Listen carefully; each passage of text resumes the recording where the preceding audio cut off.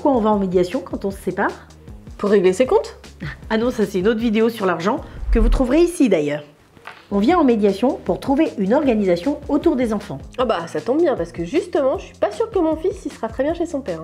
Ah bah c'est exactement le genre de questionnement qu'on va venir aborder en médiation familiale. Ouais, je voulais rester pour eux, mais là j'en peux plus. Si les enfants connaissaient toute l'histoire, ils ne t'aimeraient plus.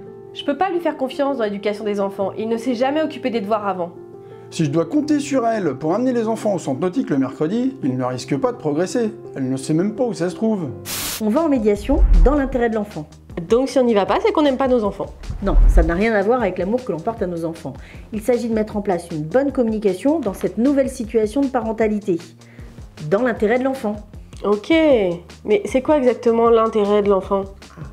L'article L112.4 transcrit dans le droit français les dispositions de l'article 3 de la CIDE et stipule l'intérêt de l'enfant, la prise en compte de ses besoins fondamentaux, physiques, intellectuels, sociaux et affectifs, ainsi que le respect de ses droits, doivent guider toute décision le concernant. Le mot important, c'est le mot besoin. L'enfant, lui, il n'a rien demandé.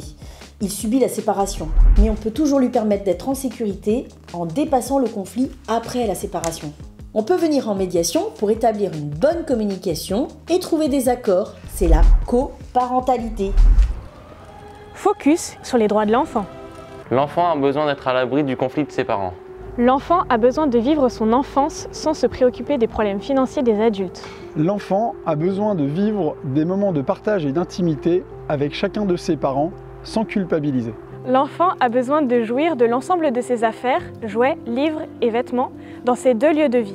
L'enfant a besoin de garder des contacts avec la famille élargie de ses deux parents. L'enfant a besoin de parler librement de sa vie à chacun de ses parents sans craindre que l'autre parent soit critiqué.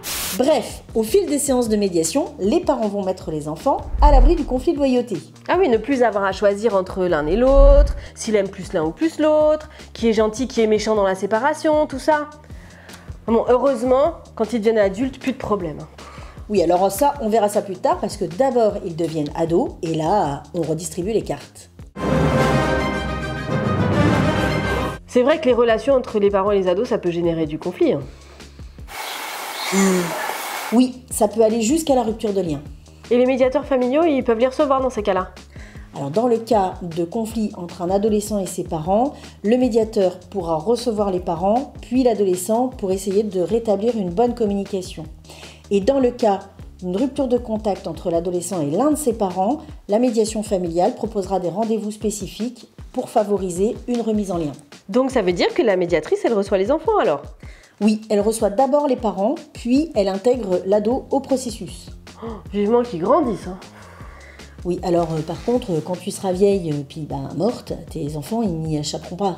Il faudra qu'ils prennent encore des décisions ensemble et peut-être qu'ils auront besoin de régler leur compte d'enfant. Ah d'accord, c'est pour ça alors que les médiateurs familiaux ils font de la médiation intergénérationnelle et successorale. Oui, c'est ça. Ah.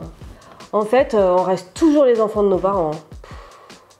Et tu vois finalement, j'avais raison. En médiation, on vient pour régler ses comptes.